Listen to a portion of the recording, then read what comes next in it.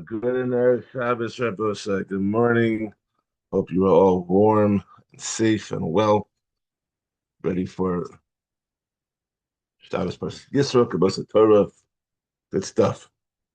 Rich Hashem will be a good one. Um, Today we are learning Perek Zion of Yoma. Today's shir is the Lila Nishmas. Our Nachum Simchat Kohen, Yeshua Mordechai ben Shepsel, Bracha Sava Shmuel Levi, Binan Moshe ben Yosef, and Ruchama Tova Esther Bas Yaakov David HaKohen. May the Hashem will have an aliyah. And for Shlema for Ada Sarbas Leach, Hana Pesel Bas Yenta, Yisrael ben Rachel Leah, Rachel Bas Pesel Zelda, Avram Yitzchak ben Risha, Chaya Bas Dova Bela, for Shlema Besel Shechal Yisrael, and as a schus for Aaron Levi ben Avram David Halevi, and and and and a schus for Naftali Tzvi ben Rivka Blima, and Shalom Yehuda ben Chaya Sarah Mendel, Shefer Bacha Vaslacha ben Baruch from the Gashbis and all their endeavors. Okay, Perek Zion, Yoma has 8 parakim. Today is Perek Zion, number 7, and Perek Zion is the final Perek that talks about the avodah of the Kohen Gadol on Yom Kippur. Perek Ches, which we're going to do on Sunday, is about the halachas that are Nakir Bisman Azeh for everyone else in the world. So today is the last day that we're going to be learning about the avodah of the Kohen Gadol. Hashem. I thought this was a fascinating limud this week, and it's one of my favorite. Second thing, I mentioned that already. And Rosh Hashanah on Monday morning, we're starting Sukkah. Because after Yom Kippur, you go into the Sukkah, right? So that makes perfect sense. Okay, excuse me. Perek Zion Mishnah Aleph. So, we're picking up after the Sila Azazel got to the Midbar. Then what happens next? So Bala Kohen Gadol Likros. The Kohen Gadol went from the Ezras Yisrael to the Ezras Nashim to read from the Torah.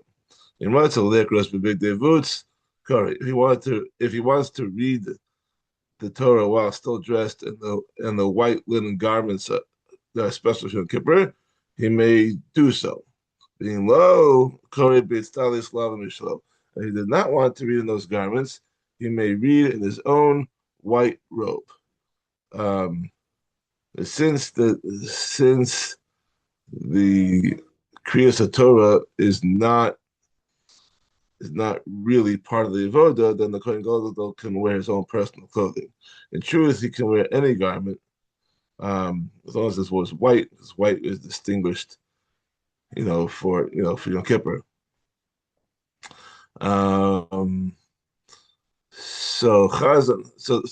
the Torah that the Kohen Gadol read from was kept in a shul, in a synagogue that was next to the Azara of the Beis Hamikdash. I mean, that's where they did it. I think that's where they did the Ma'amados every day with the Israelim. The Kohanim had the Mishmar and the Mikdash, and so the Kohanim and the Leviim all had their Mishmaros in the Mikdash, where the Kohanim were doing the Avodah, and the Leviim were singing, and the Israelim had their Ma'amados.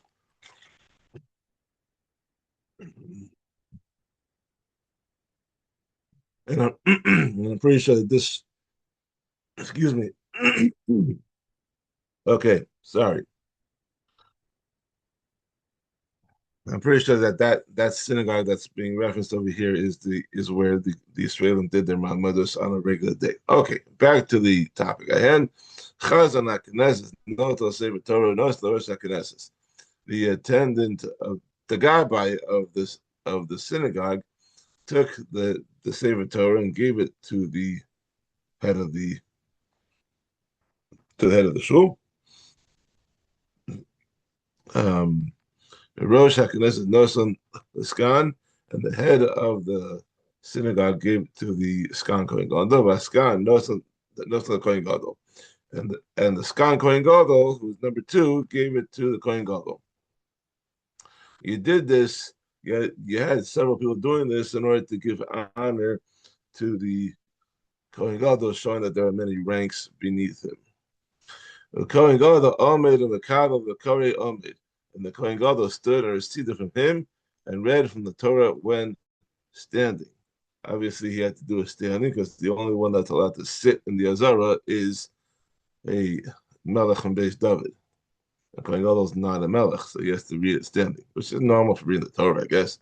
The Kore Achri Mos, and he reads the parsha of Achri Mos, which talks about the Yom Kippur. And then he reads in Parshas Emor the little parsha of Ach Ba'aser, which talks about general laws of Yom Kippur. The Torah, then he rolled the Sefer Torah closed and placed it against his chest. And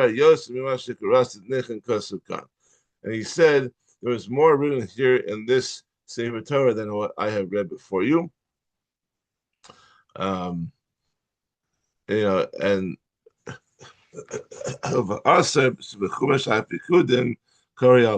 then he recited what we would call maftir, which is from Parshas Pinchas, and he read that by heart. So why would he do that?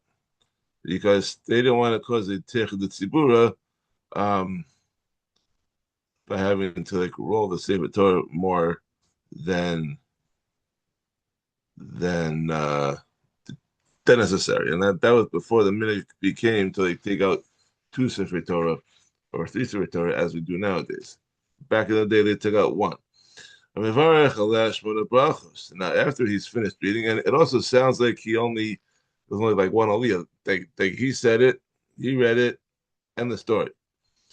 And he recited over it these 8 brachos. Ala Torah, for the Torah, Al Havoda, for the Avodas of the Beis Hamikdash, Val Havodah, and for the Thanksgiving, Val Mechias Avon, for forgiveness of sin, Val Hamikdash with the Asmo, and recited a bracha for the Beis Hamikdash separately, Val Yisrael with the Atzman, and for the bracha for Klal Yisrael separately, Val HaKohanim with the Atzman, and for the Kohanim separately, and for the rest of the prayer. So we're going to go through each of these quickly now. So the first one was Ala Torah, which is the bracha of Asher Nasalana Torah Emes, and which we say now at the end of an Aliyah, and before his Aliyah, he made the bracha of Shabbat Chabani Kalam, which is what we say now when we get an Aliyah. Then the next bracha was Al Avoda, which we have nowadays as with Say Hashem Aked B'Amcha Yisrael, and he ended off the bracha with Sha'ash Chalavach L'Biyur Navad, which is common to what we do on Yantif. The next one is Val Ahalda, which was Modim. He said that one too. And then there was Val Mechias Avon, which is Slach Lanu. It's interesting that they put that into Yom Kippur because Yom Kippur is a day of Slicha. We don't actually see the bracha of Slach Lanu on Yom Kippur. That's a weekday bracha, even though the whole day is about Slach Lanu. So you would think it makes sense to say that on Yom Kippur, but Chazal did not put that into our Yom Kippur tefillas. And then the next one was Bala Mikdash with the Asmo, right, which was the bracha of Shochem et Sion.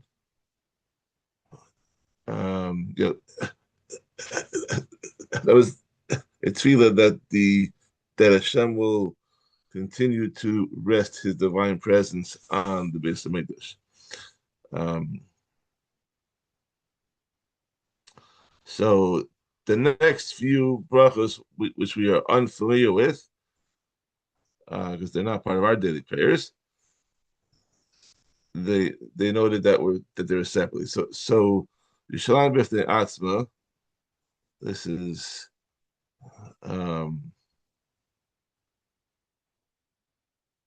Right. So the Mishnah does not give a nusach for this one because this would be number nine when the Mishnah only said that there were eight. But then he said a bracha for the salvation of the Jewish people, and they should remain under Jewish king. And that bracha ended with Habocha B'Amal Yisrael, which is similar to what you say by Shema.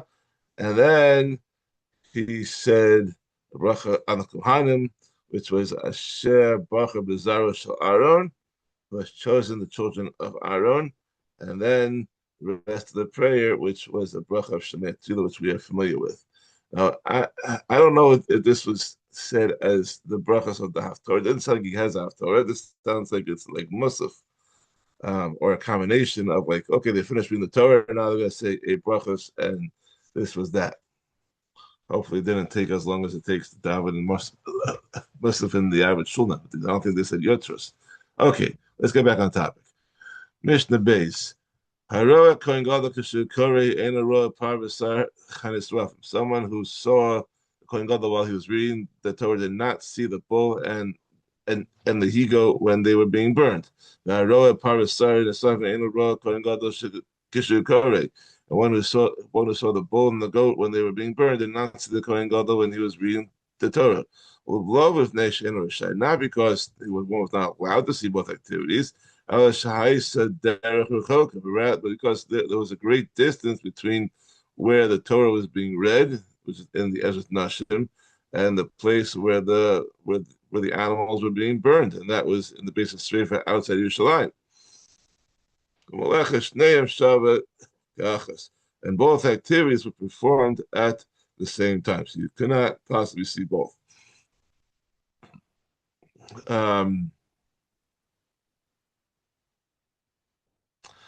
And we know that there's a concept of Eimar Virin ala mitzvah. So if you're in one area for one mitzvah, then you cannot go to the other one. Okay. Mishnah Gimel. If the Kohen Gadol read the Torah dressed in his white linen garments, which he used for the avoda in the Kachi Kachim, Kidesh Yadav Haragav. Then after reading the Torah, he sanctified his hands and feet by washing them with the kior. Pashat Yadav Tovel. He removed the white garments, went down into the mikveh with Tovel. All of it is stopped. He came up from the mikveh and toweled himself off. Big days of the lavash. They brought him the golden garments that he put them on. The Kidesh Yadav Haragav. Then he sanctified his hands and feet again.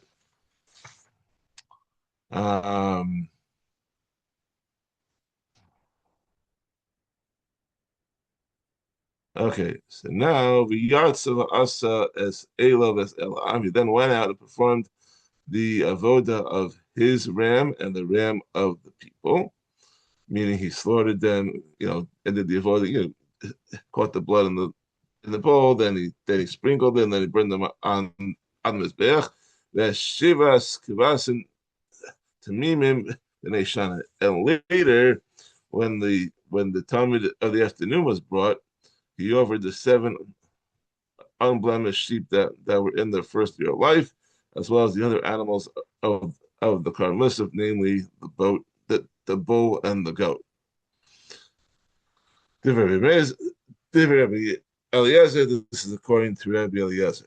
According to the previous Tana, Eliezer, the entire Musaf was offered just before the afternoon of Karban Tamid. The next Tana holds that the Musaf was split into 2 parts that were offered at different times. So Rabbi Kiva says, "Im Tamid shel Shachar hayikrev and the par ha'ola, the par ha'ola." The 7 sheep of the Karban Musaf were brought with the morning Tamid, and so is the bull of the Musaf, which was an ola. And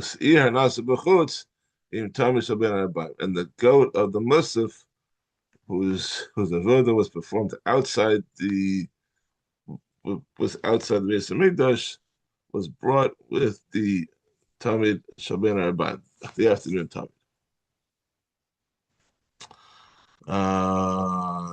the Tosas Yonta says that this language, the Bartanura and the Tosas says that this is not so clear over here. Is that Rabbi Akiva actually holds that the Musaf goat was offered immediately after the mikvah described in this Mishnah, which is the third of the day, before the two rams are slaughtered. And when he said that the Musaf goat was brought with the afternoon Talmud, that was after the fifth and final tefillah, he meant that unlike the bull and seven sheep, which were brought in the morning Talmud, the goat was not brought then. To sum this all up, the Musaf animals were offered when the Kohen Gadol wore the 8 garments. He wore those golden garments at 3 separate times. A, when he offered the Talmud Shaboker. B, when he offered the 2 rams. And C, when he offered the Talmud Shabbat Rabbayim. Rabbi Eliezer rules that the entire Musaf, the bull, the 7 sheep, and the goat, was brought during the third session, during the afternoon, before the afternoon Talmud. Rabbi Akiva holds that part of the Musaf was brought during the first session after the morning Talmud, and the other part was brought during the second session before the both rams. That's just a little bit of a clarification. Mishnah Daled.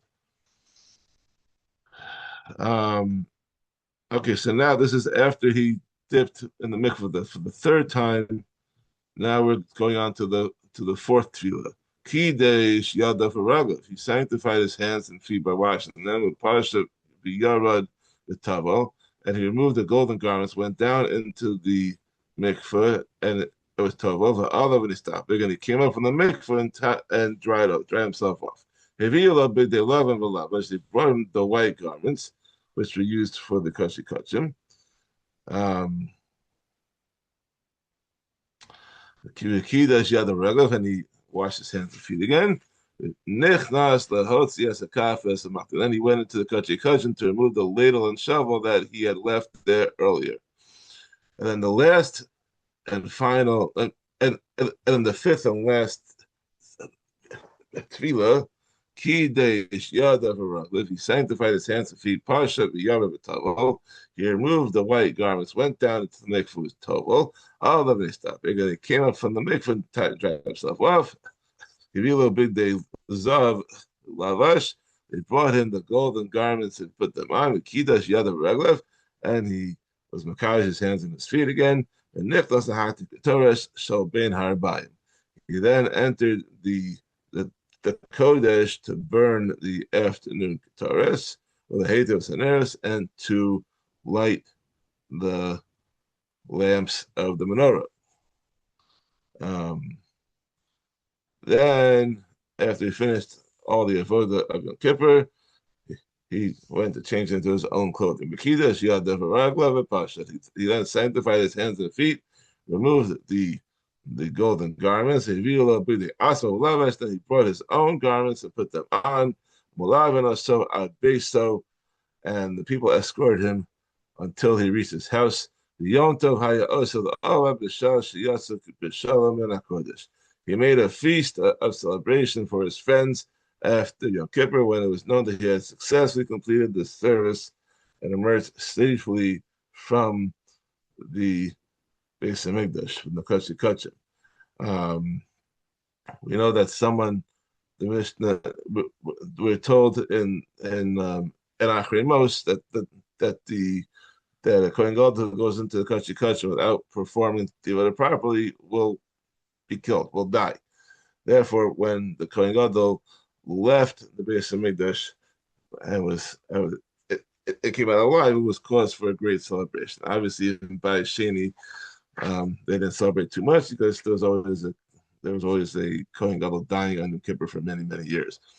And finally, Mishnah Hey, Kohen Gadol Mishamish Bishmona Kelim. The Kohen Gadol serves in the Mikdash dressed in 8 garments. The Hedjot, Ba'arba, and the ordinary Kohen in 4 garments. The Kesones, Messiah, Misnevis Va'avdeh. An ordinary Kohen serves in a tunic and trousers and a turban and a belt.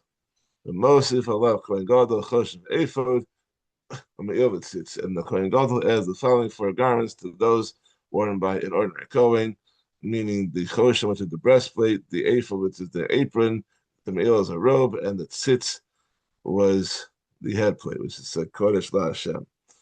Um, he had to wear the eight garments not only when serving in the mikdash, but also when fulfilling the, but also when the Urim were needed to be consulted. The Urim were a piece of parchment inserted into the fold of the choshen on which the Shem Hashem was written, the Shem that we don't pronounce.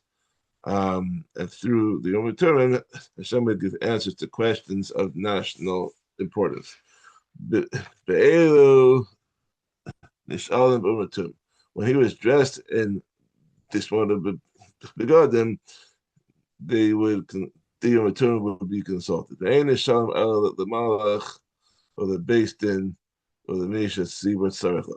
But it can only be consulted only for a question from the king, from the great court, or someone needed by the public, such as the Kohen who led the people into battle.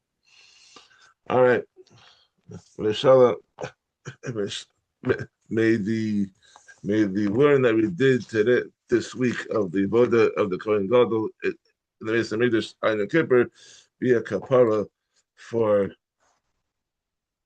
all for us and for our families and for all God's Klai. So we will continue on Sunday with the last Perek of Yoma. Have a wonderful Shabbos. Stay warm and stay safe.